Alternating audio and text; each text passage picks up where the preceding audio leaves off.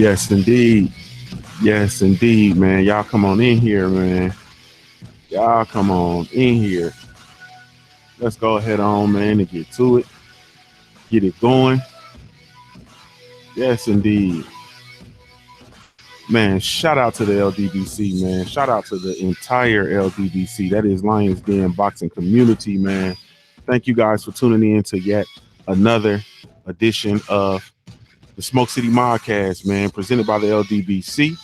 Be sure to visit the website over at www.ldbcsports.com. Also, man, be sure to tune in every Wednesday, 9 o'clock p.m. Eastern Standard Time to the Smoke City Modcast, presented to you by the LDBC. Once again, that is Lions Den Boxing Community, man. Man, shout out to everybody, man, that's in the building, man. Everybody that's in the building. Shout out to y'all, man. We just really, truly couldn't wait, man, to get this thing underway, bruh. You know what I'm saying? We really, really, truly couldn't wait to get this thing underway. Got a lot of stuff going on, man. A lot of breaking news. You know what I'm saying? A whole lot of breaking news that's just been kind of going on, man. And hey, hey, man, it just definitely is what it is. So, man, without further ado, man, I want to send out just a special shout out, man, special salute to the homeboy 78 Sports TV. Today is indeed his birthday, man. So wanted to definitely send him a shout out. Wish him a very, very y'all see me. What's going on, family?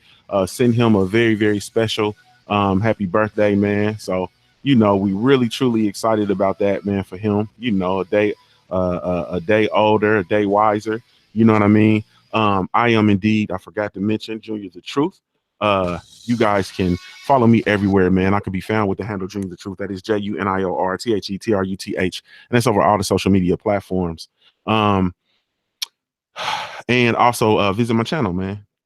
YouTube.com/Junior the Truth. In the building, man, we have K Black Boxing. What's going on, K Black?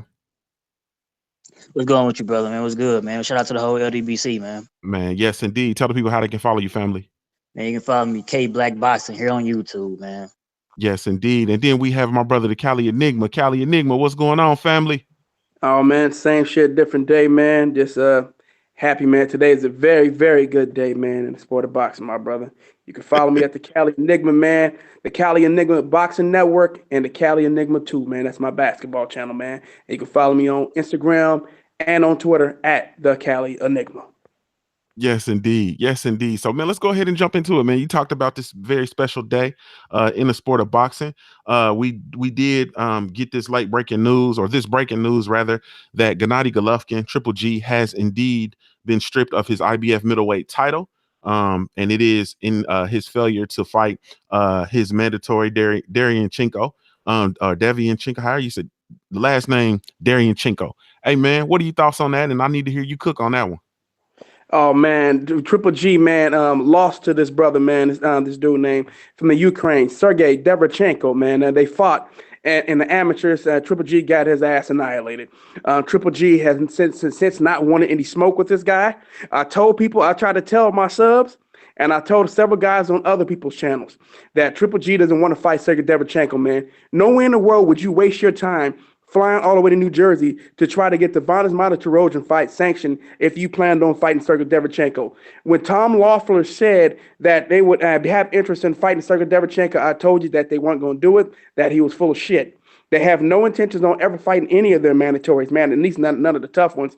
The whole goal, when they brought up Ryota Murata, that's the fight they've been discussing since last year. If they couldn't get Canelo fight, they can get a really good payday flying over to Japan.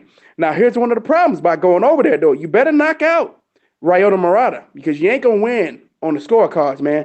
And if Triple G loses those other two belts, which will end up, because he's going to lose at WBC next. That's coming because he's supposed to fight Jamal Charlo next. Now that he's not the IBF champion anymore, he's gonna go ahead and bypass that too. So he's not gonna. So just go ahead and just say it right now. He's no longer the WBC or the IBF middleweight champion. That means he has two belts left: the IBO and the WBA. So that means he's gonna go to Japan and fight this Ryota Murata guy, and I'm gonna be rooting for Murata, and I hope that Murata wins. So this dude can be beltless and he can be reduced to irrelevancy because his whole career has been a fable. It's been Greek mythology, and I'm just so happy that this dude who's been a horror to the sport of boxing, who's just been terrible for the sport of boxing, he's on his way out, man. And I don't care if his record says if he has an O next to his record, as long as he's gone, I'll be happy. I'll be a happy man because this dude has devalued himself tremendously by not fighting Sergey Derevyanchenko. And the reason why he didn't fight him because he knows he can't win. And I'm just all these people who were saying that my boy World Breaker fighting brother. I understand. You watch highlights and you thought that Triple G could win. He can't. He's telling you he can't win that fight by vacating. That's what I'm trying to tell people right now. This dude knows he can't win these fights. He can't. He can't beat Jamal Charlo. He can't beat Sergey Derevyanchenko. He don't believe he can beat Demetrius Andrade. He wasn't going to beat Canelo Alvarez, and he's not going to beat Jamal. He wasn't going to beat no Danny Jacobs, man. This guy don't want to fight. He's only want to fight Canelo because of the payday. Even if he loses, he still gets paid. Unfortunately, he was looking for this King's ransom, and you're not worth that. Your value is low. Guess what? You lost at least a couple $1 million extra. Offer your if you do fight Canelo again, you lost at least $3-4 million right now by losing your belts. And once you lose that WBC, you're gonna be worth even less. So Triple G, I think he was supposed to get about $20 million for this fight against Canelo Alvarez. He'll be lucky to get 10. I'm serious. This next time he may only get like 8 or 5. And if he has no belts, he may only get about 5. So this guy is Abel Sanchez is leading this guy to the road of nowhere, to the path of nowhere, man. And he's really completely annihilated Triple G's career. And Triple G's going to look back at his career and the guys that he listened to, and he's going to regret it. And you know what? And there's only one person to blame, and that's himself. He had choices. Triple G had real choices. And I have no sympathy for this dude. And he's bum-bashed his entire career. And he just fought Vanes Martirosyan, who came off a 2-year layoff and a loss. Matter of fact, I think he lost like 3 out of 4 his last, 3 out of something like that. And on top of all of this, he only had like 3 weeks to train. And Triple G tried to say that fight was credible. And he fought at 154, never fought at 160. So Triple G's career, what's happening to you now is justice. And anybody else who wants to behave and conduct himself the way Triple G has, you deserve the same fate. That's all I got to say, brother. Yes, indeed. Yes, indeed. K Black Boxing. Right over to you, family. Same exact question, man. What are your thoughts on Triple G being stripped today? Well, you look at Triple G, he was literally 1 belt away from being an undisputed 160-pound champion. I knew it was gonna be a problem when he decided to sit out and just wait for Canelo, right? He had an opportunity. He could have fought.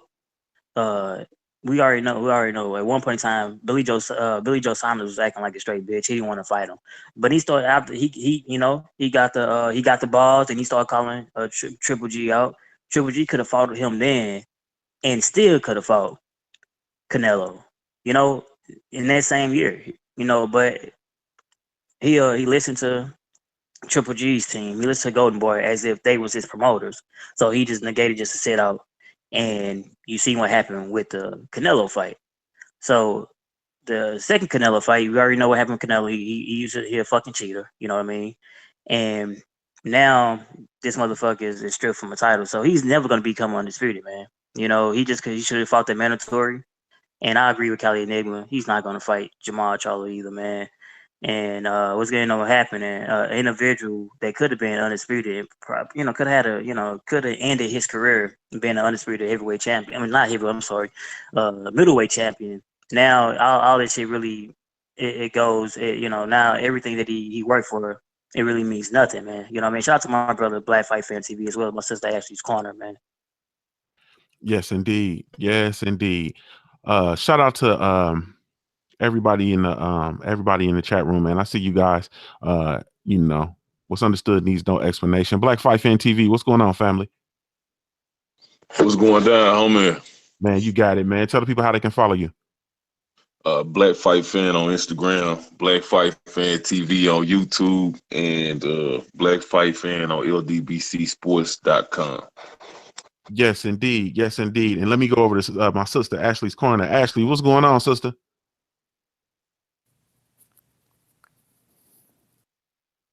What's good, Junior? Ain't nothing to it. How you feeling?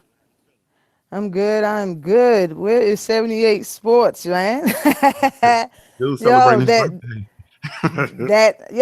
that Gemini life. Mine was on the second. Oh, I ain't yes, know he Yeah, was I was indeed. just gonna tell down you, with that happy Gemini birthday. life. Yo, thanks. That's what's up, Happy Black. birthday, sister. And what's good, Cali, Enigma, Yeah, K same to you. Happy Black, belated birthday, Junior sis. the Truth, Black Fight Fan TV. What is good, family? Yes, indeed. It's all good, sister. Tell the people how they can follow you. You can follow me on YouTube and on Twitter, both at Ashley's Corner, ASHLEE apostrophe S, and corner spelled with a K, baby. Yes, indeed. Yes, indeed. So let me go right back to Black Fight Fan TV. Same question, man. Let me bring this question to you, family. What are your thoughts on Triple G being stripped today by the IBF? Well, it's good, man. It's good. I mean, I'm glad that they're gonna move the division along. I knew that Triple G was gonna have some issues, man. Uh, Trying to play with the big dogs, man. And I seen when Suleiman and Oscar tried to box him out and pull the power move. But I heard some crazy stuff from one of my partners from he down here as well. But he got his own thing. They got something called Three Kings Boxing. He said that he said, and I don't know how true it is. He said that Triple G. He said that Tom Loeffler, when they started saying that the negotiations and stuff like that was back on, he said that Tom Loeffler and everybody on his team was cool because Oscar came back off the 30% and went to 40.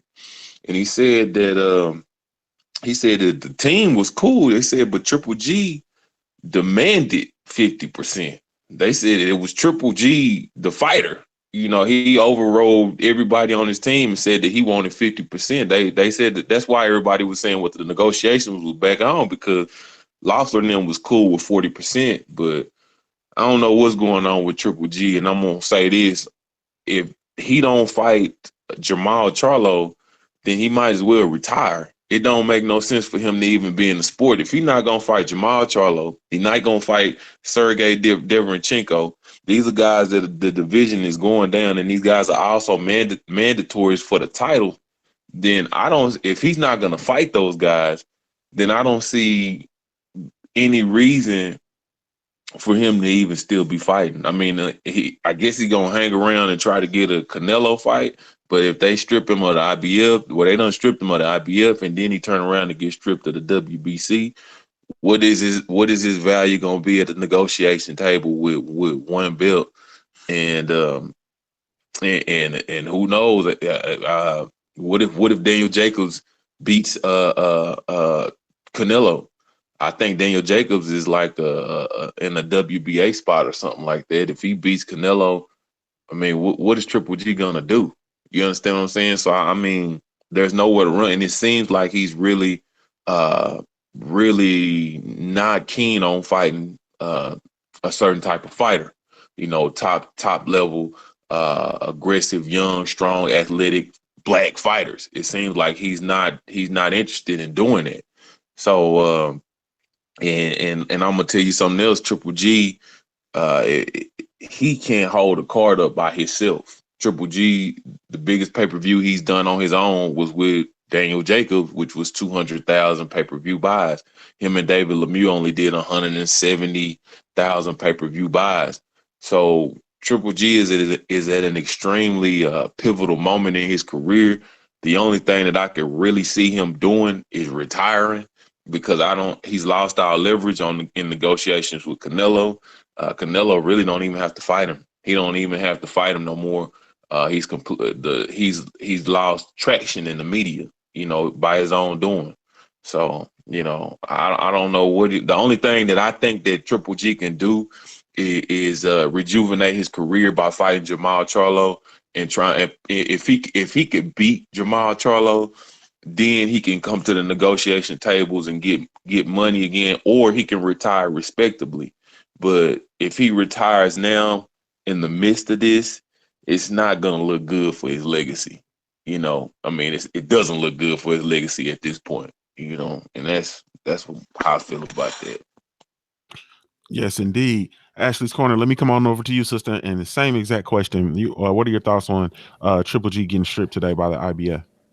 Triple G the coward. Let me find out. Yo. It's only but so long you can tiptoe your way around talent and prime, opponents. Like he's done.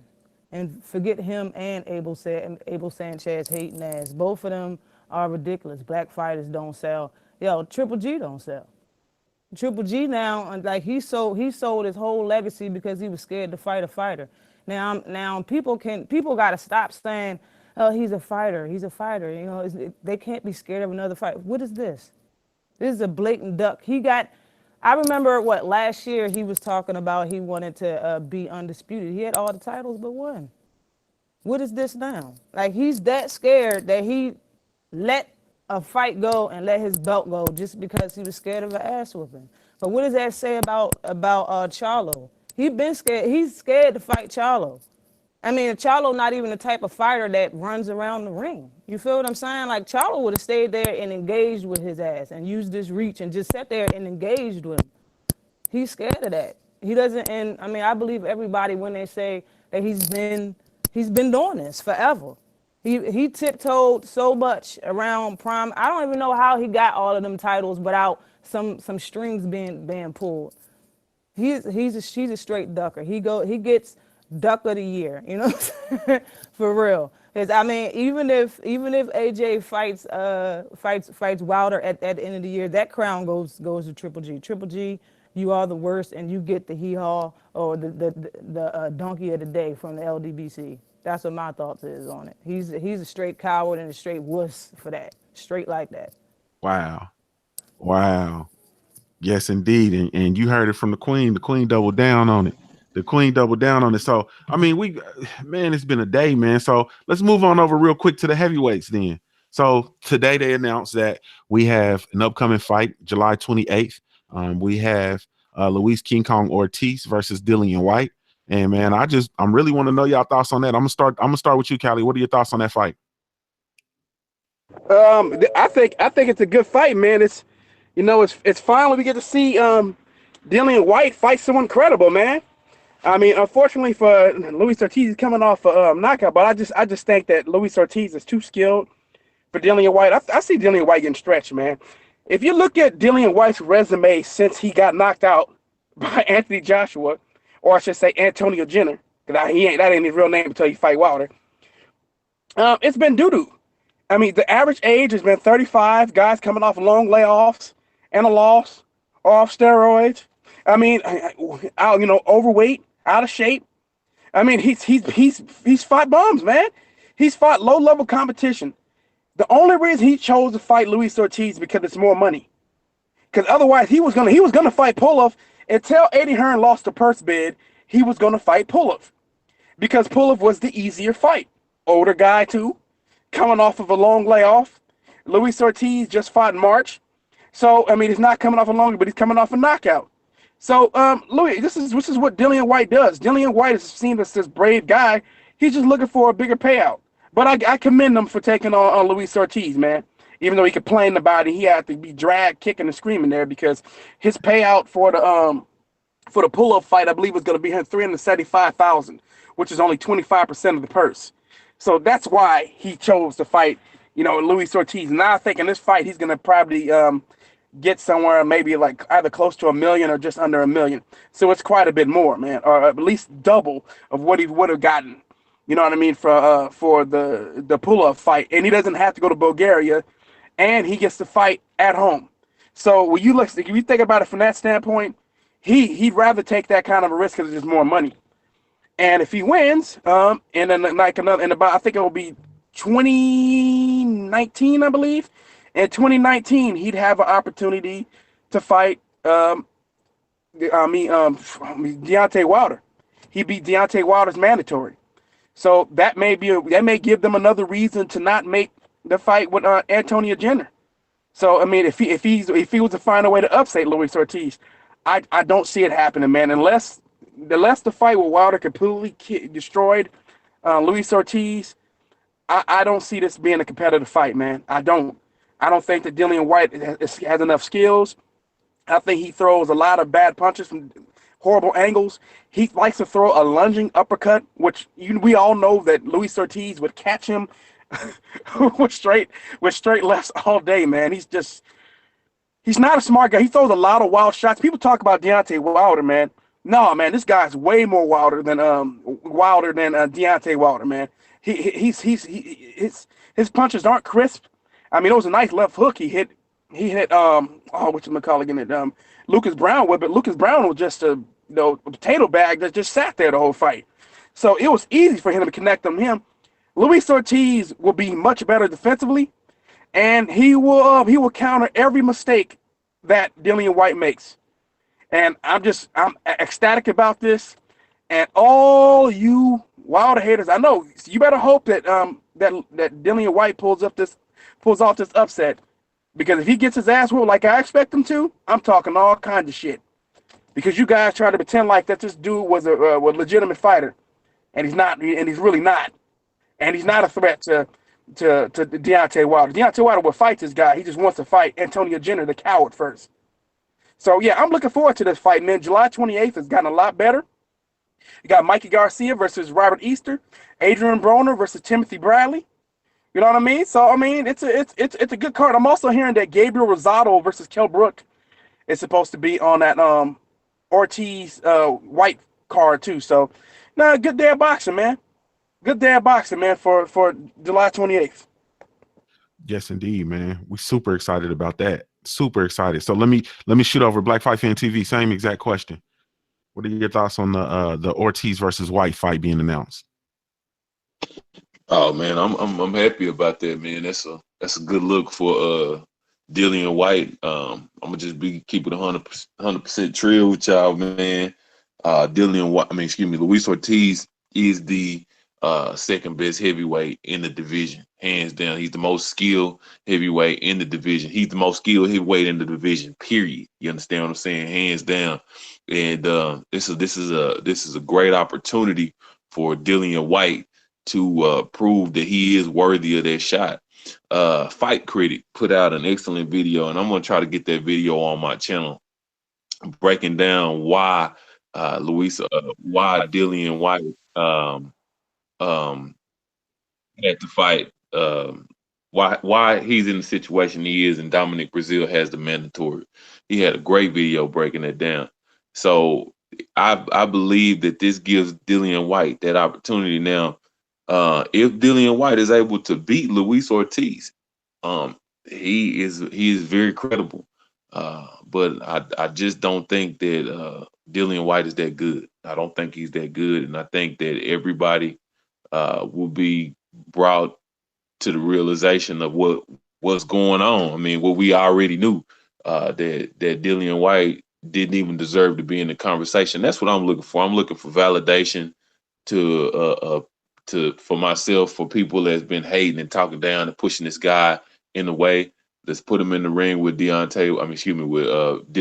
with Luis Ortiz before he gets a shot at Wilder, and let's see how he does, and see if he's really this credible opponent that these people have been trying to make him out to be. So, I mean, I'm really excited about the fight.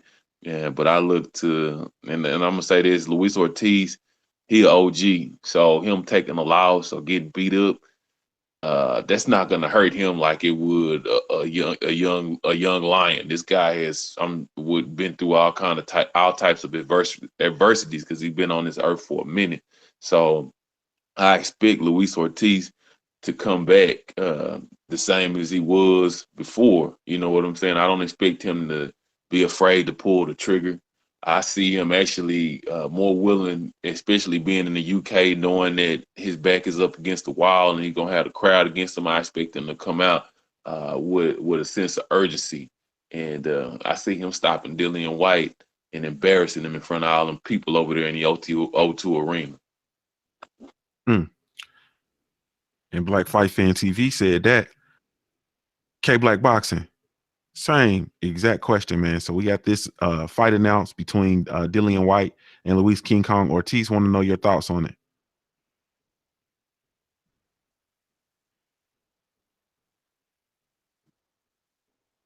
You talking to me, Junior, bro? Yes, sir. Yes, sir.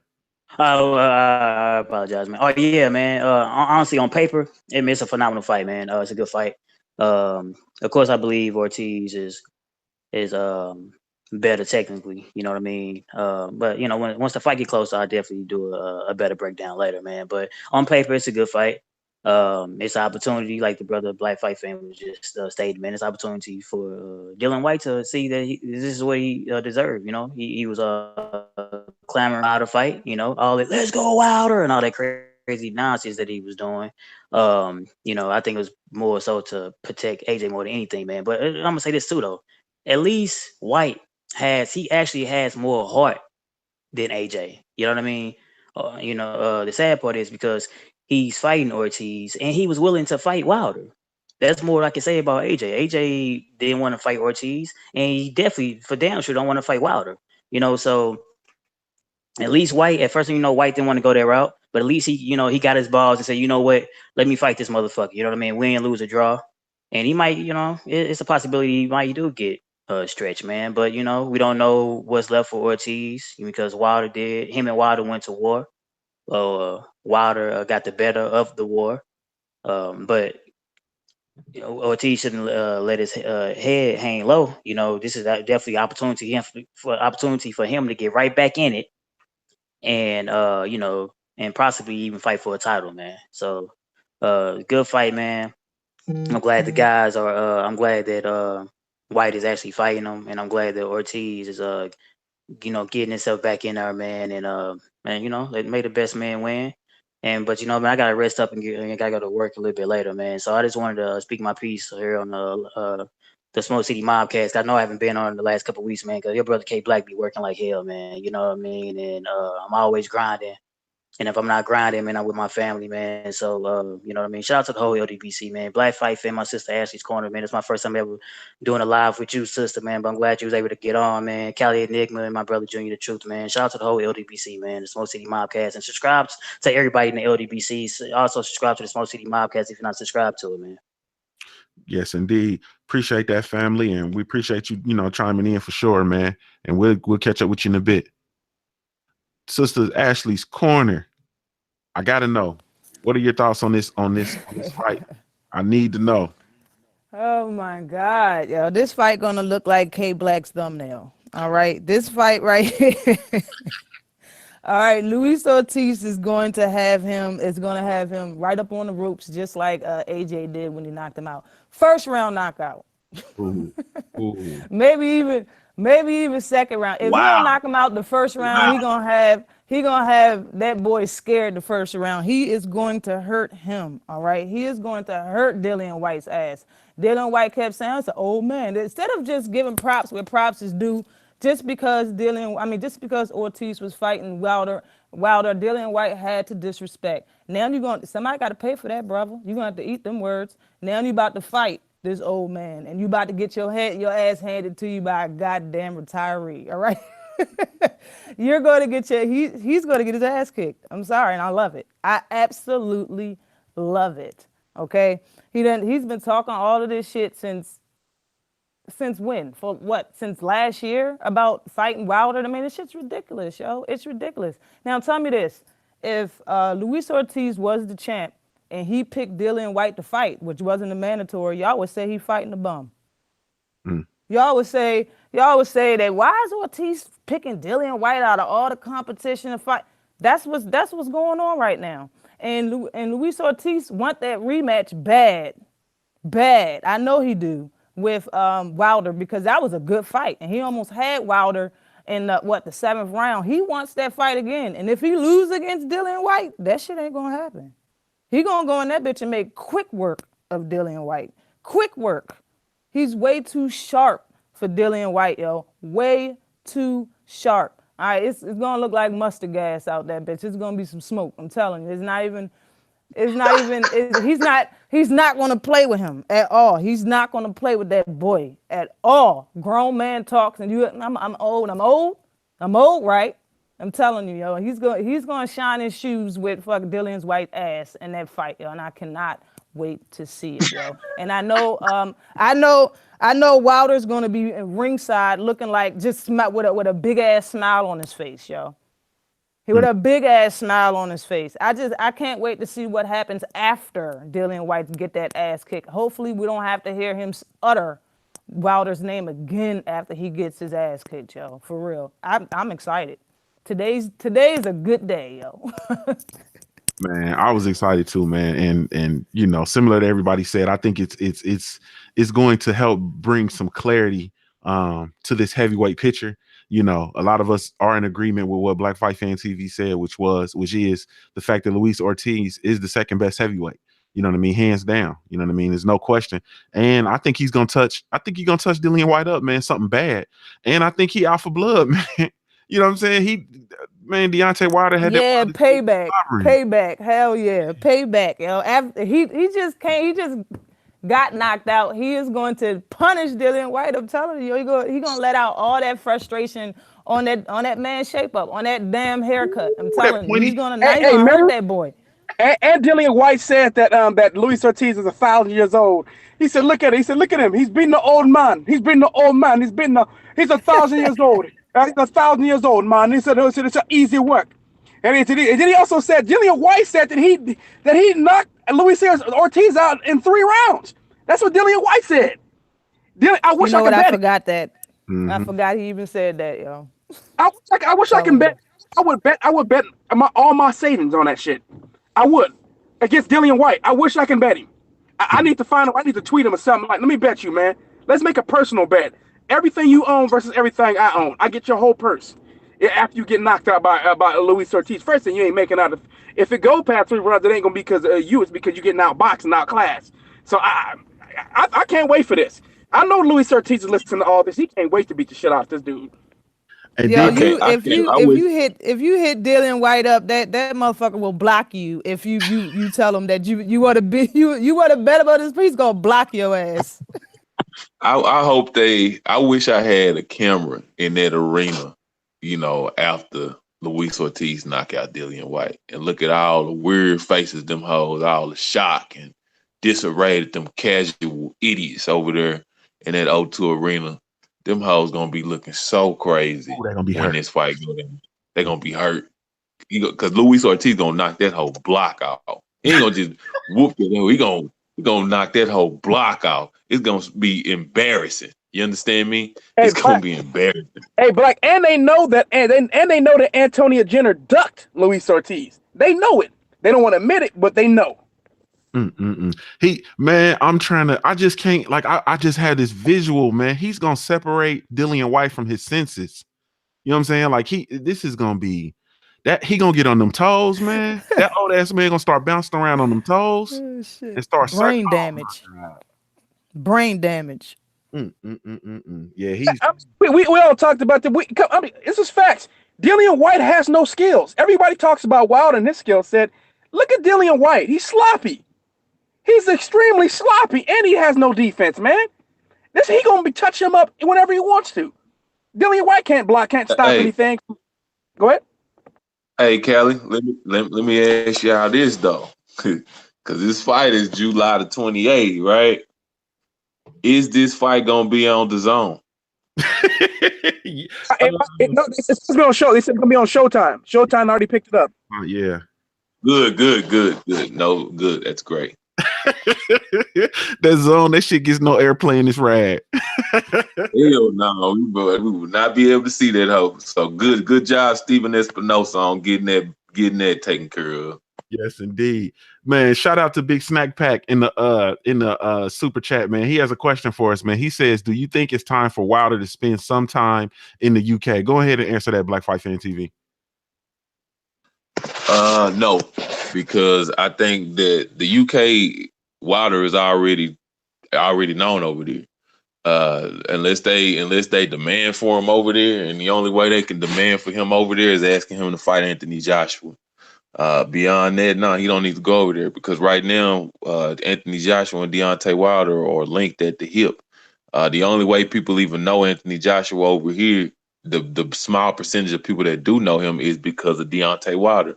But Deontay Wilder is extremely known in in the UK.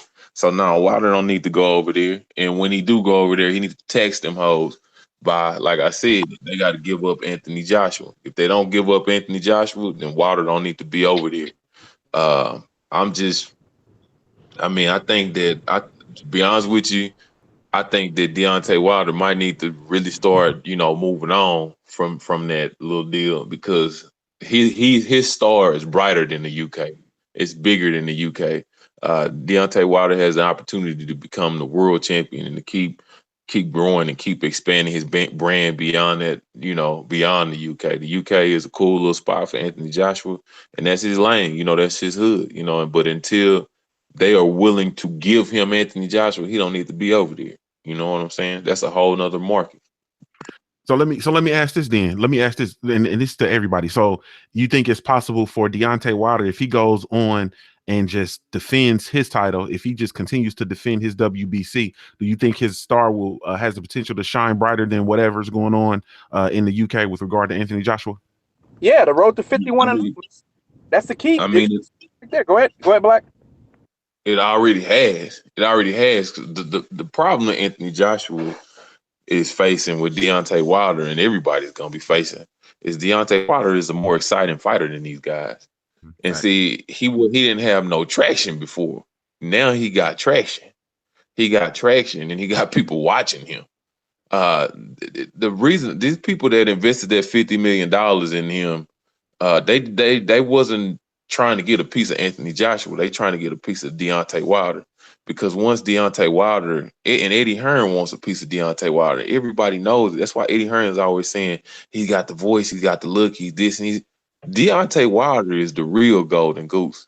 Anthony Joshua don't even know. He can't even speak. He's not a good speaker. He just looks the part. Deontay Wilder is the part.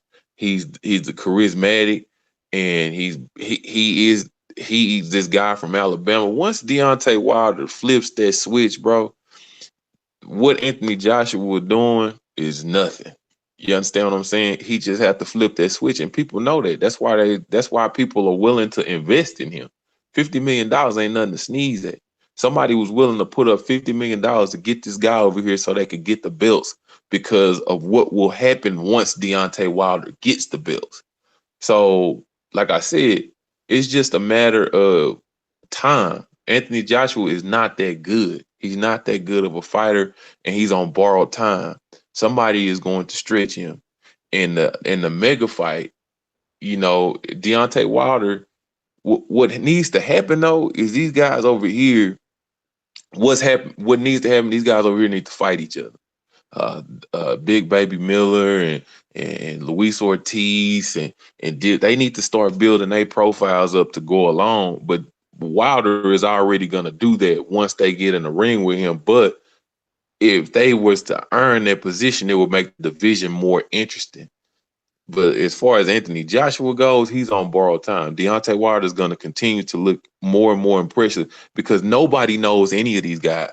Nobody knows Anthony Joshua. So it doesn't matter to an American casual if Deontay Wilder knocks out Anthony Joshua or if he knocks out Big Baby Miller from Brooklyn or he knocks out these guys. He just has to keep doing it in impressive fashion on nationwide TV.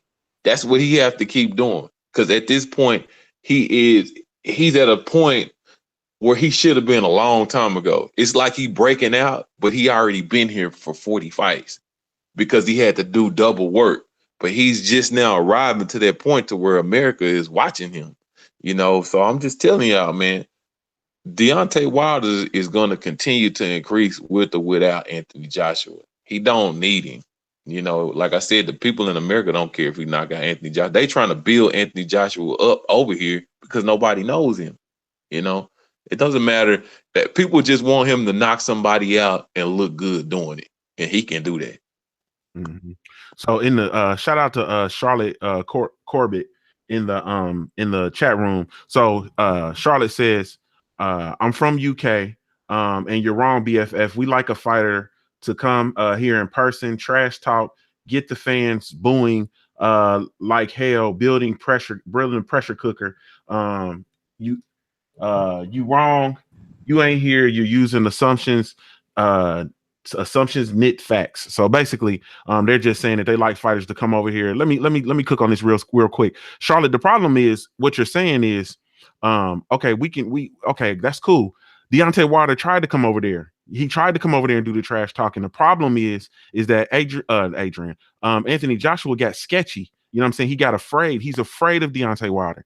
He's the one who said that Deontay Wilder couldn't come in the ring and talk trash. Deontay Wilder, he wasn't trying to participate. Anthony Joshua was not trying to participate in any trash talk. If you remember, for the Joseph Parker fight, Deontay Wilder was scheduled to come over there and cover the fight via Sky Sports. And then he was going to do the whole trash talking thing. And then when AJ hired extra security and did all of that, all those shenanigans that he did, Deontay Wilder decided not to come over.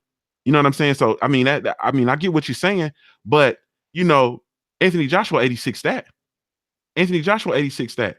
So, and those are facts. That's a fact. Hey, Junior, and let me say this just to respond. No, I'm not. I mean, the reason why I feel like I'm not wrong is because Deontay Wilder can go over to the UK and fight any heavyweight over there and sell out any arena. Deontay Wilder can go to the UK right now and sell out any arena fighting Joe Joyce, Daniel Dubois, Tyson Fury. He can fight anybody over there because, they know him over there. He's a star over there. So it doesn't matter if he fights Anthony Joshua or not. It's a different time. Before, them people had a point, but Deontay Wilder is a star in the UK. He's joined with Anthony Joshua. He don't need Joshua, and Joshua don't need him. So at this point, I want to see the fight, but no, Deontay Wilder, he's known over there. So you can't get around that. You can't change that. And then on top of that, like I said, he's an exciting fighter, and he's going to talk.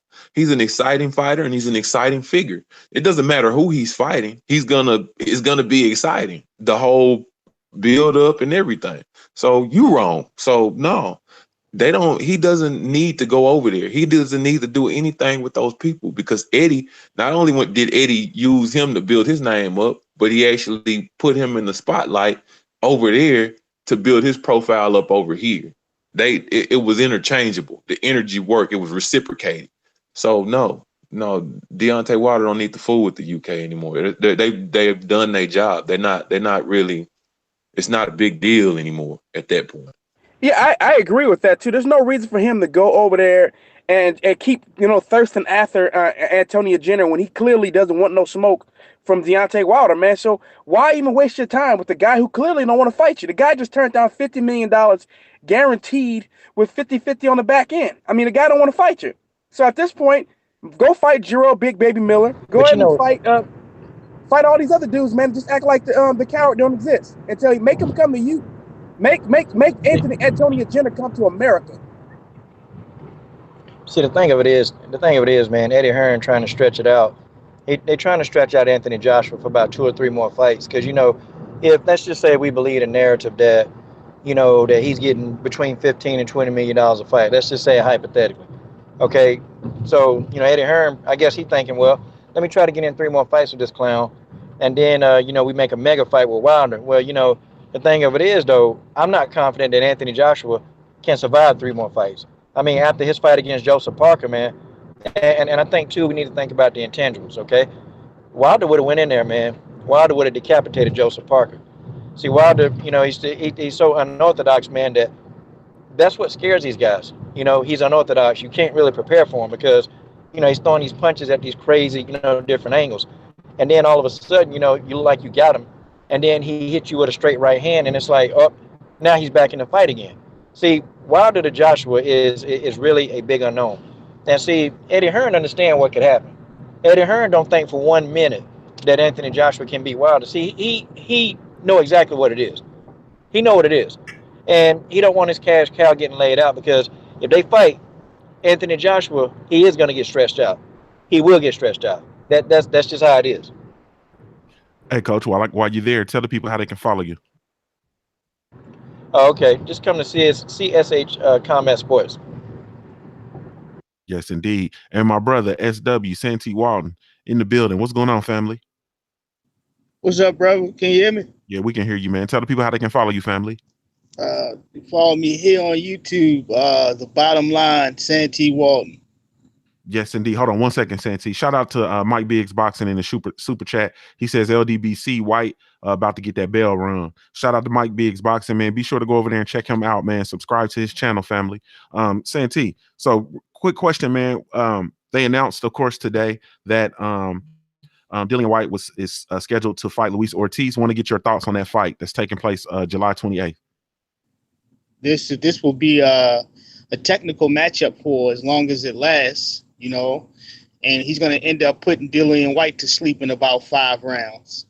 Dillian White, I respect, I appreciate his heart and willing to compete and to not tuck his tail between his legs. I never thought he would take this opportunity, but I'm glad he did.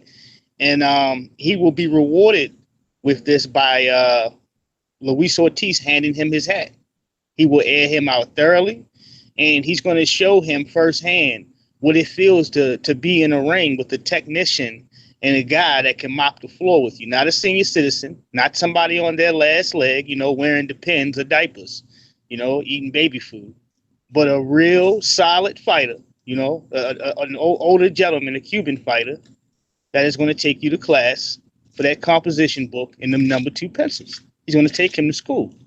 And I got it 5 rounds, simply 5 rounds, because the moment that Luis Ortiz he starts to be able to land his jab, man, and to do that aggressively and to pick his shots and go downstairs to the body and all the good things that he likes to do, it'll be too much confusion for Dillian White, and he'll set enough traps to put this man on his back, man, and we can get this guy out the way finally. So.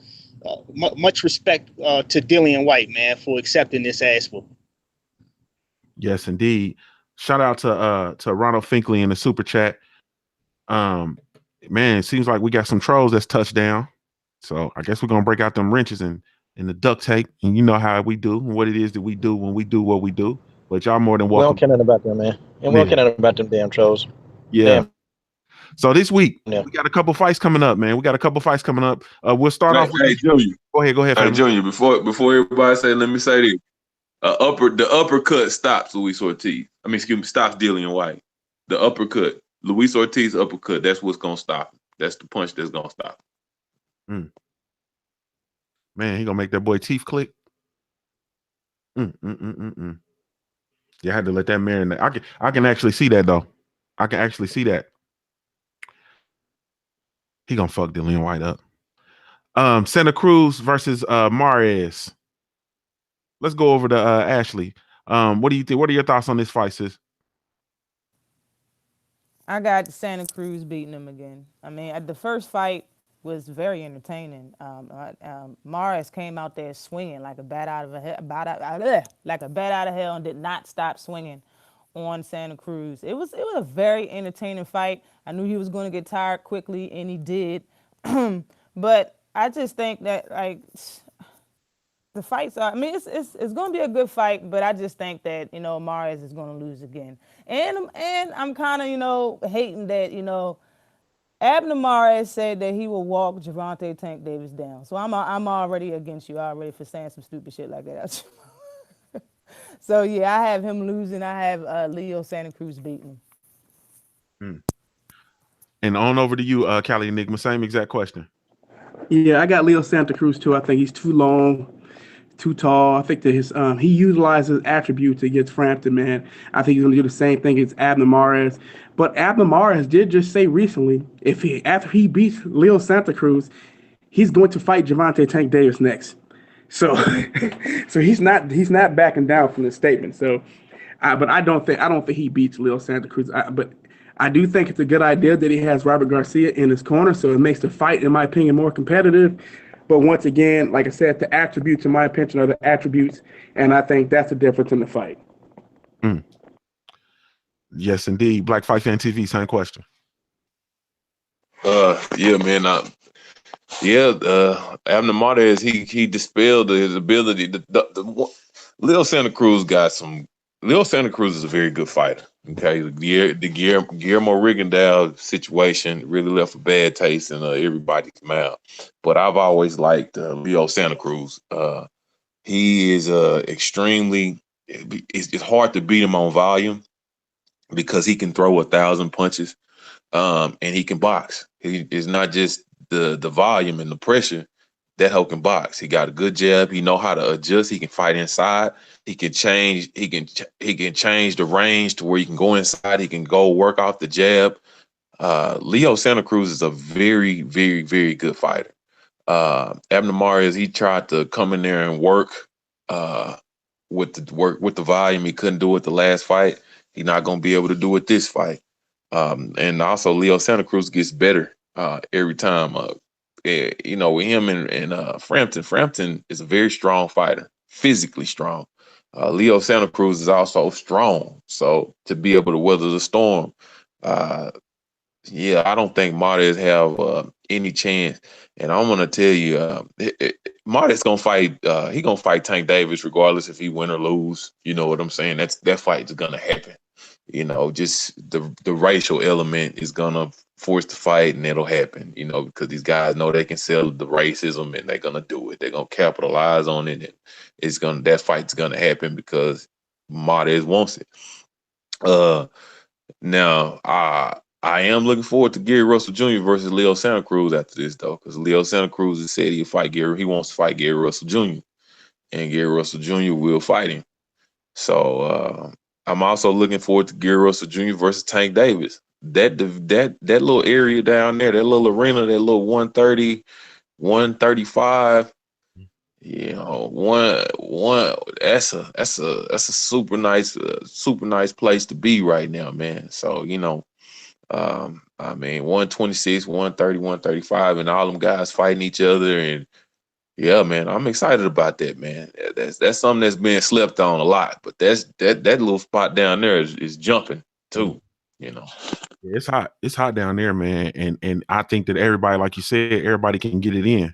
You know what I'm saying? And then too, though, you think about the crop of the young boys that's coming up too. You know what I'm saying? It seems like that those divisions are just going to be replenished with fighters, man, that are game. You know what I mean? So now that Guillermo Rigondeaux kind of faded into the background, man, I guess they'll come on off the porch and come on in the yard. You know what I mean? But we're gonna see how it go. So Coach, let me ask you the same exact question, man. What are your thoughts on the Santa Cruz and Marius fight? I'm kind of hoping Abner Marius beat the hell out of Leo Santa Cruz because, he was in that group that, Carl Frampton, Scott Quigg, they just blatantly, they ducked Rigondeaux, man. And they did it blatantly. They didn't really care. They didn't give two shakes of a shit about the fans. They just ducked the man. And, I don't know. I just don't have a whole lot of respect for Santa Cruz. I think Leo Santa Cruz got a tough chin, man. And he can take a good shot just like the rest of them. This is going to be a hard fight for Abner Marius, man, because to me, I just feel like Abner Marius he's too one-dimensional, man. He's too one-dimensional. And I think Leo Santa Cruz, he got the ability to change gears and actually, start increasing his volume where, Abner Marius, all he know how to do is come straight ahead. That's what I see when I watch him, And it's like, it's nothing really special about him, except for he's a strong fighter. But I'm going for Abner Marius in that fight. And yeah, man, and it sucks, man, that Rigondeaux can't get in on some of his action with guys his size. It's like, he's just going to have to fade off, man. See, every time when you mention those names, when you mention, Carl Crafton, Scott Quigg, and, all these other guys, when you mention them guys, the only person I think about is Guillermo Rigondeaux. How he had to go up and fight Vasily Lomachenko because none of these guys would touch him, They ain't want no part.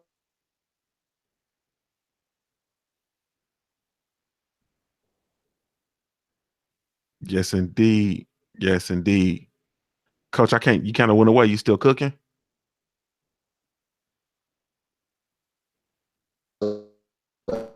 I think it's reception, man. It's reception, Junior. Yeah, I think the reception went away, Coach. If you can get to a better spot, I think he was traveling though. Okay, so let's move on, man, real quick. So, okay, now let's go and heat this thing up, man. So we have Charlo versus Trout. Yes. There you go. Coach. Darn phone company, man. I don't know what they're doing. I paid this bill. That Paid this Obama bill phone? last week. Nah, man, I got a trap phone, man. No, I'm just playing. I got T-Mobile. Okay. Okay, go ahead, man. We didn't hear the last little bit of what you're saying. No, I just said that every time I think about them guys, man, I think about Guillermo Rigondeaux. You know how Hey, these guys, Coach, huh? Yeah. can you say something briefly about Triple G? Because we didn't get a chance to hear you and Santee go off on them. I know it's not running short on time. You just make a brief one. I gotta hear it. I gotta hear it. I'm glad. I'm glad that pumpkinhead bastard got stripped. Yeah, good. Now take the rest of his damn belts too. Okay, matter of fact, while you at it, somebody kick Abel Sanchez in the ass too. Good. I wish I can talk to Abel now, man. I'm gonna try. I hope Dante's Boxing Nation get him back on. I hope he do, because I'm gonna call in and I'm gonna say, Abel, I told you. I told you your time was coming. Karma, boy, karma's a bitch, ain't it? That's what he get. You duck everybody, you get the belts on right. Deserved. I mean, look at him, man. Triple G got punched in his head. Damn head so big anyway, they can't miss. So you get in there with a real fighter. That's what happened, Triple G. And I hope you listening. Probably not, but Abel is. Okay. Hope you listening, Triple G and Abel Sanchez. Got them 45 necks and 55 asses over there. Now you're stripped. Now you'll never be undisputed. Good. We need a real champion, okay? We need a real champion. We don't need a champion like Triple G, okay? He ain't no real champion because he ain't gonna fight no real fighters, okay? Why this boy ain't wanting another Charlo?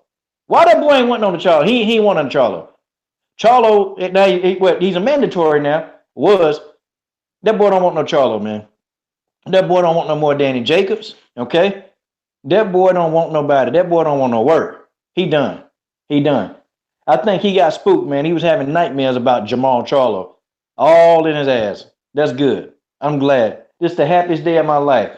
When Tay Brown, shout out Tay Brown, sent me an email and it had that big old Golovkin strip to IBF. Man, you know what? I got to make a full video slide of that, man. I'm finna laugh at them damn Triple G fans. I'm gonna laugh at all of them, and I'm gonna tell them they can go, they can kiss my ass while they at it. Abel Sanchez, damn Abel Sanchez, okay, go lose one of your stomachs for trying to hype up this hype job. We knew Triple G can fight, but he's a hype job. The man's a damn hype job. He's nothing, okay? And if it was up to me, I'd take all his damn belts. I'd take every belt that this guy has, Junior. I'd take every belt. And then you know what? They need to have a tournament, man, for all those belts and let the real fighters in that division have a fight. You know, you can throw Billy Ho Saunders in there too. You can throw him in there because he seemed to want to fight now too. Okay, we need to get rid of him and Canelo. And matter of fact, man, I don't care nothing about no Canelo either. He ain't no real champion. The guy finally just moved up into the 160-pound division. Now he's talking about going to 168. Okay, now you're talking about that. Okay, but you know, we don't need to follow guys that wear fishnets. That's it, okay? And we don't need to follow guys, you know, who talk out the side of their neck like Abel Sanchez do. Okay? This dude, he fart lies. This dude fart lies. Okay? He be at home eating and he'll fart a damn lie. Damn Abel Sanchez. And good. Thank God. There's a God in heaven. Thank you, Lord, for stripping that idiot of the belt. Hey, SW, man, what are your thoughts on Triple G getting stripped today? Can you hear me? Yeah, we hear you, bro. Yeah, that's what he get for lying. He shouldn't have been lying, man. He's no different than your neighborhood guy, man, that's stunting, keep pulling his money out in front of hungry wolves. You know, he got a $20 bill over top of a bunch of ones, faking it fronting like he's the next Ron O'Neal. And then when them wolves jump on his ass and shove a pipe up his ass and he gets demolished, he wants sympathy from the world. You don't get sympathy. That's what you get for lying, okay? And acting like and portraying like you somebody you're not. There's a difference. Okay, if I got hype men behind me and everything else, and then I come back after the hype and correct things and straighten the situation, I don't believe that as far as my reputation, I may need to earn that. I can't say that about myself, that everybody's scared. But he went along with the guidelines of everybody's scared of me, that I want to be undisputed in the middleweight division. Now look at you. Look at your ass. All right. And people are still waiting to take extra scraps and pieces away. People are not done taking away from Triple G. You're going to get what you're going to get, man. And that's what you get for walking around here with a stack of ones with the $20 bill over the top, man. Faking like you got it like that, and you don't, man. You know? This is just one gas of air. This is just one part of the resolution for so many people that is just sick of this guy, man. But to be, like I say, 100% fair, man, nobody gives a shit about the IBF stripping him. People are relieved of this guy holding belts hostage, faking like you want to be undisputed. You're chasing this guy with fishnets around. You know, you're begging him for bread. You're making a mockery out of the middleweight division with them belts. Something had to be done. And this is the first step to get this joker out of the way, man. You don't want to be elite. You don't want to be great and fight the best. Well, then, do us a favor and get the fuck out of here, man. Do us a favor. All right? And as much as I didn't like the chocolate brownie talk with Cal Brook, a lot of us should thank that young man for stepping up in there and having a heart to spark this dude, man. Just to spark him. Now, he probably knew he wasn't going to win. He sold his O. Yes, he did. You know, he sold his O. But it took for a man that was 2 weight classes smaller to come spark this dude in order for some of these gentlemen to have heart. That's the truth, okay? Other people follow behind. I can't put that on everybody. But at least for a few of these jokers out here that all of a sudden grew a pair and they were macho man now and biting into Slim Jims and shit like that, you know? These guys wasn't talking and acting like that. It just wasn't going down. A lot of these folks were skeptical, some of them.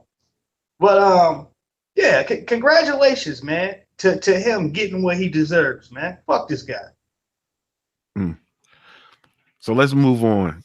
Ashley, hey, hold up, Junior, hold up, because I want to say this to that turkey neck hoe, Abel Sanchez, and every other trainer out here. To you, hoe, the LDBC gonna be here after Triple G.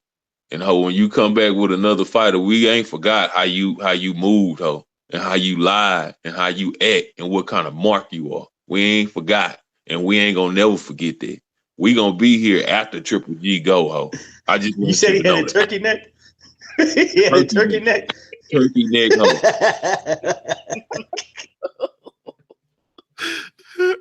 Come on. Hey, Ashley's Corner.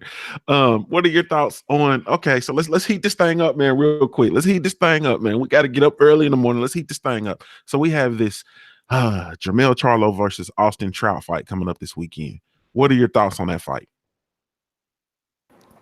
It's gonna be a good fight, y'all. It's gonna be a good fight. Let's see what little bro can do with Austin Trout. You know, Big Bro went 12 rounds with him. It was an exciting fight. I don't see this fight going 12 rounds. And if it does, it says a little bit about Hurd because Hurd stopped him. He did stop him.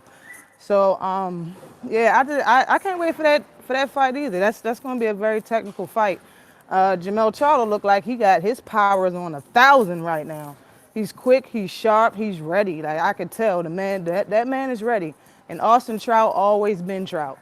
He's always been that technical motherfucker you don't want to play with in the ring. He's gonna have to be on his P's and Q's to stop. I mean to just hang in there for 12 rounds with Charlo. I got Charlo stopping him late in the rounds, probably about 9, 10, 10th round. Okay. Black Fight Fan TV, same question. Oh man, it's gonna be a great fight. Because I'm gonna say this, and not to make excuses for none of the homies, but I said this before. The Charlo, Jermell Charlo, before Jamal and Jermell Charlo had vision problems prior to them fighting, to Jamal fighting Austin Trout. Both of them had vision surgery, corrected their surgery. Jamal used to say that it was like 3 people fighting in the ring with him. That's why he struggled with guys that had lateral movement. And Austin Trout has great lateral movement. He's a very good boxer, has very good ability to do all kinds of stuff. With that being said, the evolution of Jermell Charlo is kind of scary because Jermell Charlo always had the ability to think, you know what I'm saying? But now Derrick James has shown him the dynamics of power and the mechanics of power, and he understands it. He has a very strong grasp of it. He's very confident with it. I can see it even in his talking and how he's acting. I mean, now they've always been like loud, but I see the confidence that he has in his ability now.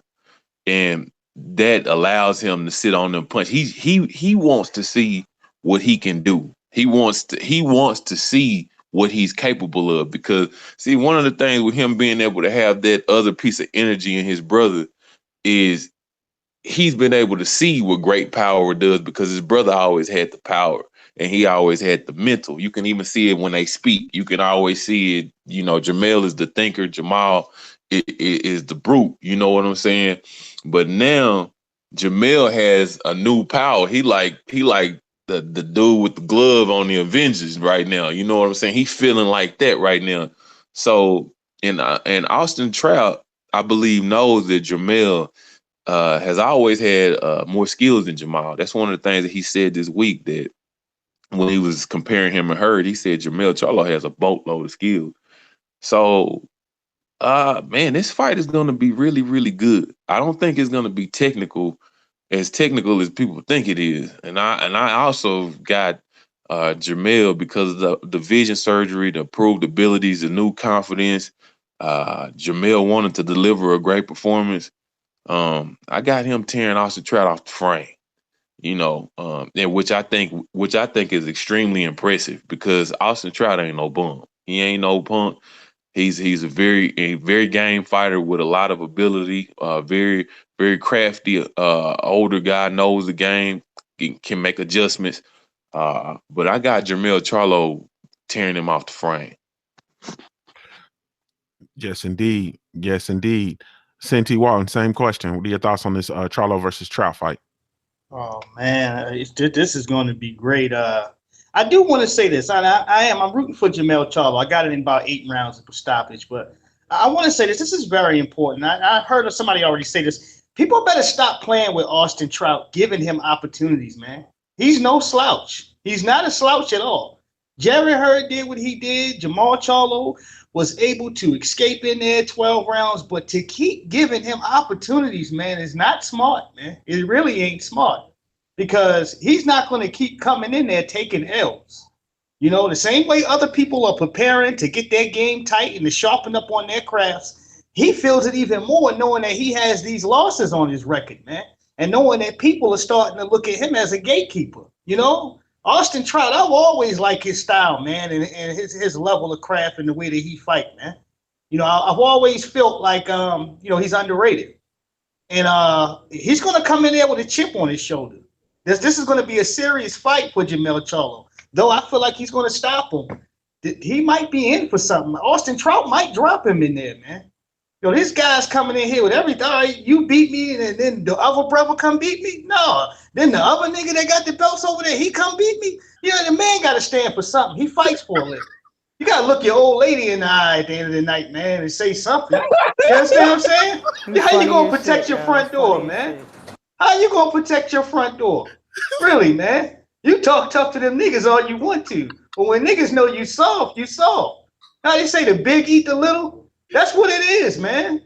You hear people talk tough and everything else, but what you have on the table is what you got, man. And he can feel it right now. He coming in there with a vengeance. And I feel that brother's pain right now, man. Because you don't want to get jumped on by everybody. You don't get your ass whooped by everybody. All right, go ahead, Junior. Hey, bro. You said the man got to stand for something. What you got is all on the table. Oh, all right, man. Hey, man. Cali Enigma, man. Charlo versus Trout, man. What are your thoughts on the fight, family? Yeah, man. I think I won't be surprised, man, if it at least goes 10. I actually think that Jamel Charlo going to stop Trout too, but I think it's going to be it's not going to be easy. But all this is crazy, man. 'Cause all this stuff is going on with Hurd. You know that Kell Brook, I guess Kell Brook is supposed to be fighting Gabriel Rosado for a tune-up to face Jared Hurd, and then after that, they're supposed to have the Hurd versus Charlo fight coming up. So all this is exciting to me. I think Trout knows this is his last hurrah, so I think you're going to see a very, very gained Austin Trout. Who's been so complimentary of Jamel Charlo this week, man. So I'm actually excited about all this, man. I think this is absolutely great, and you know what I mean. I think that Jamel Charlo, man, who is the more talented boxer between the two Charlo brothers, man, I think that he'll actually do a very good job of countering Austin Trout. But that's what Austin Trout does too. He takes advantage of mistakes. Jamel Charlo won't make as many mistakes as his brother. And usually, you know what happens. We all know what happens usually, man. When one Charlo brother struggles with another fighter, the other Charlo brother usually cleans him up. So that's what I expect to happen. I think Jamel Charlo gets it done. No disrespect to Austin Trout, who's been a great fighter. And you know what? I respect Austin Trout because he's always looked for he's never looked for the road of least resistance. He's always looked to take on the tough competition, man. And it's a shame that he was robbed against Canelo Alvarez, man. And I don't know if maybe people disagree with me, but I think that he was beating Canelo, and I still think he beat Canelo Alvarez, and he didn't get dropped until they had that open scoring crap, which had him way behind, which is absolute trash. And we know how Golden Boy get down. So, yeah, I expect Jamel Charlo to stop Austin Trout round 10, man. That's where I see it happening. Wow. Okay. All right, now, Coach, let me ask you, man, because I think I got an idea where this is going. So let me ask you, Coach, what are your thoughts on this Crawford versus Jeff Horn fight? That's the reason we all here. That's the reason everybody's in the chat room listening to the link. What are your thoughts on the Crawford versus Horn fight? Coach on that Obama phone just slid on into the back. All right, well, let's slide over one. Black Fight Fan TV, what are your thoughts on this Crawford and Horn fight? Oh man, this is gonna be a great fight, man. Everybody should pat themselves on the back, man, because we have, as fans, we are really forcing the best to fight the best, man. Jeff Horn is an Olympian, very good fighter. I was watching Jeff Horn on the bag, and I can see, and Troy King had brought this to my attention a long time ago, man, but I can see where Jeff Horn is awkward. I can see where he hides those punches, where he can sneak you and where he can catch you out guard. This is gonna be an interesting fight, man. And I don't think Terrence Crawford is taking Jeff Horn as lightly as we are. You understand what I'm saying? I think he understands that he got a real fight in front of him, and I think he understands that it's gonna be a little bit difficult. But one thing about Bud that I got to give to him, man, is that he always rises to the occasion. He rises to the occasion, and one of the things that I was gonna say today is that if Bud beats Jeff Horn, that's a credible opponent. That's somebody he should get a lot of credit for. It's not something that we can be like, oh, well, who you beat? Oh, Jeff Horn. That's not the case, man. Jeff Horn is the real deal. Looking at Jeff Horn, just kind of monitoring him a little bit and watching over him a little bit, Jeff Horn is the real deal, bro. He is right there at the top. Jeff Horn gives Sean Porter problems. Jeff Horn can give Danny Garcia problems. I think he could, if not give him problems, beat a couple of them guys, man. So, I think that this is really something. You know what I'm saying? And I think, like I said, I think Terrence Crawford knows the threat that Jeff Horn poses, and he's not taking them lightly at all. And for that, I expect Terrence Crawford to show up ready, and showing up ready. I expect Terrence Crawford to beat the brakes off that hoe, So because he's gonna be ready, and if he don't, then he don't belong in his division. If he don't beat Jeff Horn, he don't belong in his division, because the alpha in this division, who is Earl Spence Jr., is bigger and stronger than Jeff Horn, and a better boxer than Jeff Horn. So, and I seen Terrence Crawford today say that he can still make 140. He's just comfortable at 147. Anytime a fighter actually really haven't grown out of the division, you got to really question, like, is this dude 140 pounder? That question is on my mind. So it's a lot of, this fight is something that this is worth $5. Go to when you go on your ESPN app, and I'm gonna just give you some game. I wouldn't have did it yet. I would do the free trial on the night of the fight. You know what I'm saying? If you ain't already signed up to it, but if you got to do it, just go on and spend the $5, man, because this fight is for the it's the key to the division. It's Terrence Crawford's key to the division. He beats this guy, gets the belt, he can move on, fight Earl Spence, and he's up there in the upper echelon of fighters, and he's taken seriously. Jeff Horn makes the fight tough. We start questioning Terrence Crawford if he even really belongs at 147. You know, and even though he is the pound for pound number one guy, he's always been under scrutiny, always been criticized, and never been given his credit. And so this fight has a lot of implications to it that we really got to take heed to. Yes, indeed. Yes, indeed. Cali Enigma, same question, man. What are your thoughts on this fight with Horn versus Crawford versus Horn? Oh man, I actually expect I expect it to be a struggle the first 3 to 4 rounds, man. That's the way I see it. I think that Jeff Horn is very awkward, very big, very strong, very physical. He's going to give him different looks. One thing, Jeff Horn knows how to feint, so that's one way. He already said that's what he's going to do to counter. Because he said that he this wanted to. Jeff Horn actually discussed this in an interview that I read. He said that we all know that Terrence Crawford can counter, man. He's a good counter puncher, man. But Jeff Horn said he's going to use feints, and Jeff Horn is really good at feinting. He's really good at feinting. So he's going to use that to try to throw off Terrence Crawford's timing.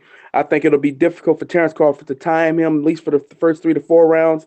And he will come in from different angles and use his awkwardness to make it more difficult to read also.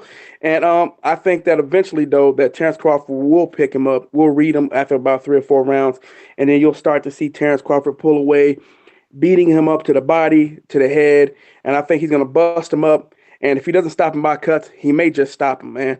But I don't see Jeff Horn winning this fight, man. Jeff Horn can win this fight, but I don't think he will, man. I just think that Terrence Crawford is just too skilled, and I think he's just going to absolutely just beat him up, man. There's just too many avenues for Terrence Crawford to actually beat Jeff Horn at, and Jeff Horn's not a good defensive fighter, and he's going to be easy for Terrence Crawford to hit, man. Let me just say that he's going to find a home every time Terrence Crawford wants to hit him after he figures him out. He's going to be able to find. He's going to be able to land as much as you want, especially with those horsehair gloves. He's gonna bust Jeff Horn up real good, man. And I think, and one thing I want to see in this fight is if Jeff Horn even makes weight, that's something we got to pay attention to too, and see what he comes in the day of the weight. He usually comes in 8 to 9 pounds above the weight the day of the fight. So that's something to be concerned about, man. So the day of the weigh-in, excuse me. So that's something to be concerned about when it comes to Jeff Horn, and let's see what his energy level looks like for that fight. You know what I'm saying? But I think Terrence Crawford beats him up, man, and starts to handle him with ease after about 3 or 4 rounds, man. Because I just think that Terrence Crawford, with his lateral movement, with his ability to utilize the jab to the chest, to the body, to the head, with his ability to counter, I think that he's just going to absolutely systematically take Jeff Horn apart eventually after 3 to 4 rounds, and that's a testament to Terrence Crawford. Yes, indeed. Shout out to D-Lo404 in the super chat. He says Horn is big, rough, durable, and crafty, but he ain't beating no Bud. Bud is otherworldly. I picked against Bud 4 times, no more till maybe Spence. So D-Lo. Hey, Junior. Let me say this, man. Hey, we always say this, and I want for the brothers that's just getting into boxing, because we got a lot of people that's just checking us out. Now, timing beats speed, but I don't know if it's gonna happen, but do you guys know what beats timing? When a guy can really time somebody, do you know what beats timing? Awkwardness beats timing. Awkwardness. Your inability to not be able to time somebody is what can get you served in boxing if you're a good timer.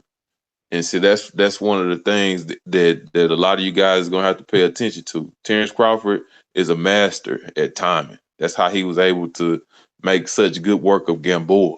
He's a master at that. That's one of his strongest strengths. Jeff Horn is gonna be hard to time. He's extremely awkward. I've checked him out. And as far as durability, Jeff Horn fought Randall Bailey. Randall Bailey, is one of the hardest punches ever at at 147. And Jeff Horn was able to take what Randall Bailey gave out.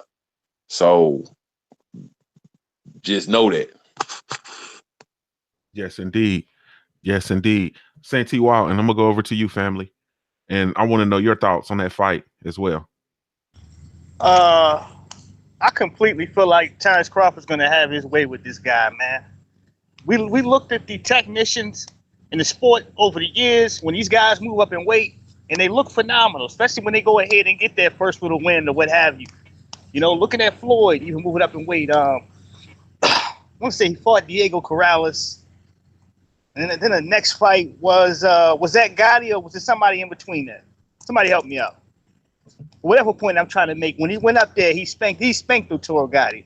You look at Andre Ward, he moved up in weight, and he went in there and spanked Sullivan Barrera, made this guy look like he didn't even belong where he was supposed to be at. We heard all this good stuff about Sullivan Barrera, but it's about the fighter as a whole. Terrence Crawford, with only a 7-pound difference in weight, dominated his division, became undisputed, whooped everybody's ass. There's nothing to really showcase to me that Jeff Horn has anything other than power and, as Black Fight Fan says, awkwardness. And that's really on a low scale when I say awkwardness, because Terrence Crawford is awkward himself, very awkward, offbeat, and this is how he takes advantage of fighters. You start fighting from the right-handed stance, the orthodox stance, and he ends up by the 4th round in the southpaw stance, beating you all around the ring, embarrassing you, doing what he's sticking his tongue out. This is what this guy does, man. And you can see he gets angry while he's beating somebody's ass, but he's also having fun. He's showing like, look, this is what I love to do. You know?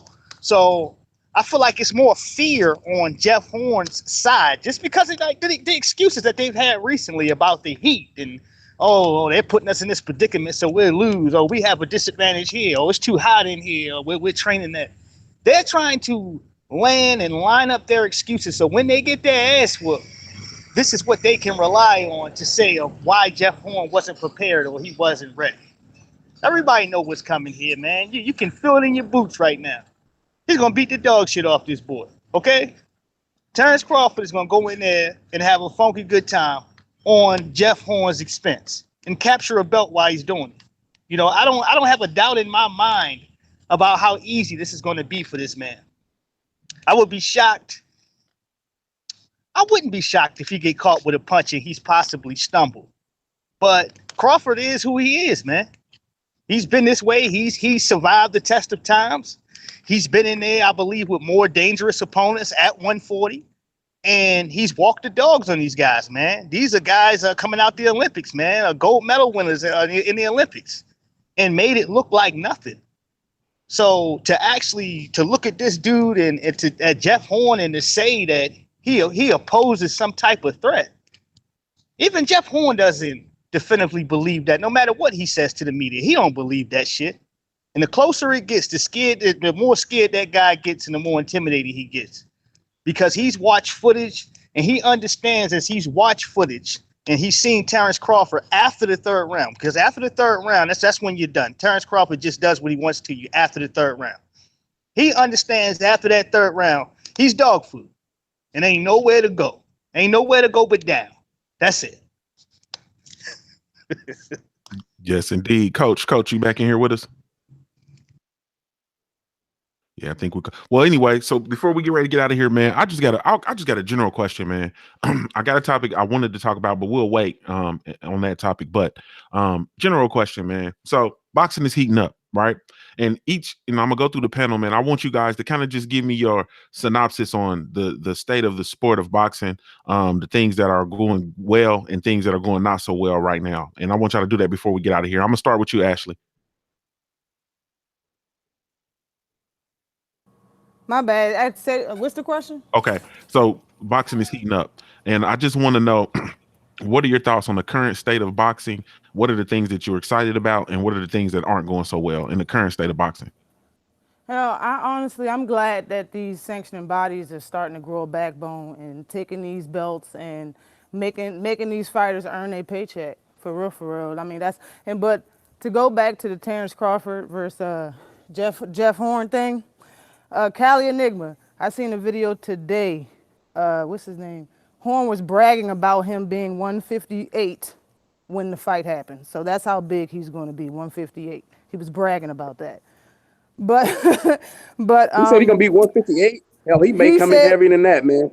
He said 158, and he was bragging about it like that's going to be the difference maker. But yeah, I mean, boxing. Honestly, I gotta give a round of applause to boxing. They're growing the fuck up. Like boxing back in the day was a great time, and then it turned into this corporate shit and strings being pulled and people ducking. I'm just glad that they finally getting shit back, or trying to get shit back on track. That's about it, though. Yes, indeed. Yes, indeed. I'm gonna go over to you, Black Fight Fan TV. Same question, bro. Man, I think that right now what I'm excited about is I'm excited about the fans, man. I'm excited about the fans taking their place, letting it be known that they're not gonna stand for their bull crap, putting pressure on the fighters, using their voice, using their power on the internet and social media to get what they want done, and turning boxing back into what it's supposed to be, a platform driven by the fans, a sport driven by the fans, not a sport driven by corporate people and people stealing money and lies and all kind of other stuff. What I'm not so glad about is the opposition. You got people like Eddie Hearn, and Barry Hearn coming out making statements, blatant statements, saying that he be something in his grave before he let a fan tell him or decide a big matchup, which is crazy to me. But that's who ultimately should decide the matchup. It's a direct opposition with the Hearns. They want to crack that whip and rein in the horses or whatever to try to exercise control because they want to maintain control. That type of stuff is not to be tolerated in this day and age. In this day and age, it's the best fight the best, or you're not going to get no support. You're going to get starved out here. You know what I'm saying? We want the best fights. We've seen them people in UFC. They make the best fight the best. If somebody is good and that fight can be made, them guys is going to fight the best And there is no reason why we cannot have that in boxing. And the fans can be excited. And these guys, they're going to have to understand that taking a loss don't mean it's the end of the world. We want to see the best fights, and that's the good and the bad. The actual good for me is like the uprising of the fans, and the bad is the opposition from the brass, but it's a new day. Yes, indeed. Cali Enigma, same question. Yeah, man. So I completely agree with that. And let me say this real quick. Jose Ramirez, you don't notice, buddy. What you did to Regis Prograis, especially Bob Arum, by trying to prevent that fight, you know what I mean? I have no respect for you whatsoever. You know what I mean? You're a clown, man. You know what I'm saying? Anybody trying to play games to try to prevent a fight from happening because you're afraid of getting your ass whooped, you're in the wrong sport.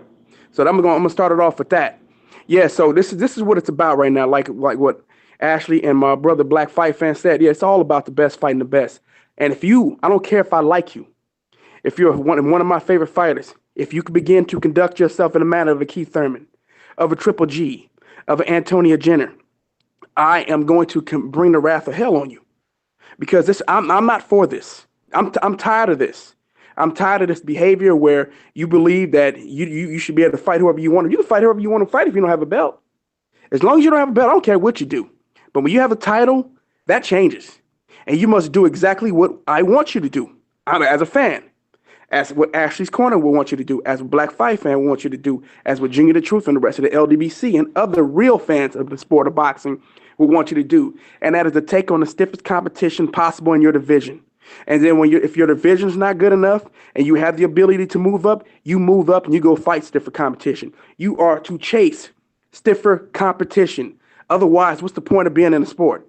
And I'm serious about that too, man. I had enough of this weirdo behavior, and from the fans, and for you fans who condone this type of behavior, who support this, who provided a support, because that's what it is. You are support. You're like brackets supporting a bridge of cowardly behavior from fighters, which I consider bad conduct.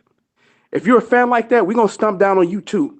And I'm not talking about in a physical way. I'm talking about in a way where we're gonna ignore you, but we're gonna continue to trash. Matter of fact, we're gonna box y'all out because you guys are a detriment to the sport. And we're gonna make sure that the real fans, the ones who want the sport to succeed, that we are going to be in full control, in total control of the sport. And no longer you cowardly fans, the ones who support people like Antonia Jenner, and condoning ducking, and was all right when Antonia Jenner, when he was going to drop the WBA because he didn't want to face Luis Ortiz. That kind of behavior is just no more of this, man. And you know what? I like Jaime Munguia. You guys know that I've done multiple videos on him. But Jaime Munguia, you the WBO champion, brother. And with that comes responsibility. And you need to go see Jamel Charlo and Jared Hurd, man. You don't get to put on the safety wheels. You don't get that. You don't get training wheels no more. They're gone. Once you won that WBO, you're no longer a prospect. I don't care who you are. And that goes for Tank, anybody else. And I like Tank, and I like a whole bunch of these other fighters, but I can't go against my word. That's who I am. I'm for the best, fighting the best no matter what. And if you don't want to fight the best, then you better remain a prospect for as long as you can. See, Anthony Yarde, he was right. He don't have a world title. He has a little international belt, which is more like a domestic title. I'm not really bothered with him right now. He ducked Arthur Beterbiev. But if you had a major belt, man, I wouldn't give you a pass. So that's what it's going to take. He's basically saying he's still a prospect. I'm okay with that. As long as you say you're a prospect, be a prospect. But once you're a champion, no more excuses. And I'm going to do that. That's going for everybody. So if you want to say, racist things towards me, because that's what a lot of Triple G fans been on my page. I've been blocking the trolls all day, getting upset because I'm calling out fighters for behaving the way that Triple G does. Too bad. And I'm just going to block you because I'm not going to listen to this. You want to call me a nigger or any of those type of weirdo words? You know what? Go ahead. You're just going to get blocked. And you're not a fan of the sport of boxing. You're a fan of a boxer. You're a fan of a man. You know what I mean? That's all you care about. He's your whole life. Some of you fans put your whole lives into one fighter, and that you don't mind what kind of conduct, the way he acts. You don't mind that he's out here ducking other fights. You don't care as long as you don't see him lose. Is your number one priority. That's all you care about, and that's disgusting. And you are horrible for the sport. You're a plague. You're a virus, and you need to be removed. You're like the cancer needs to be cut out. And I promise you, us in the LDBC, we will get that surgical tool and remove you. We will do whatever we need to do to get you out of there, man. We will actually utilize chemotherapy to get you out of here, man. Because you need to be gone. And I'm done with you guys. And it's just the beginning. And I mean that too, man. Damn. Chemo? Damn. Hey, man. That's pretty much all he has to say about that, man. This is Junior the Truth, man, and thank you guys so much for tuning in to another episode of the Smoke City Mobcast, man, presented by the LDBC. That is Lions Den Boxing Community. Man, be sure to go over to the website over at www.ldbcsports.com. Create a profile, man. Get in there and chop it up with us, man. Shout out to the homie 78 Sports TV. It's his birthday again today, man. So happy birthday to him. Shout out to all the other homies and the other brothers of the LDBC who didn't get opportunity to get in today, man. And shout out to my family, Cali Enigma, K Black Boxing, Black Fight Fan TV, the Queen, Ashley's Corner, Coach Sheldon Harrison, and of course my brother Santee Walton, SW. Man, once again, man, thank y'all so much. We really, truly appreciate you guys, man. You have no idea. Be sure to tune in every Wednesday, 9 o'clock p.m. Eastern Standard Time to the Smoke City Mobcast, available via YouTube, man. Thank you guys so much, man, and we're going to catch you again next week.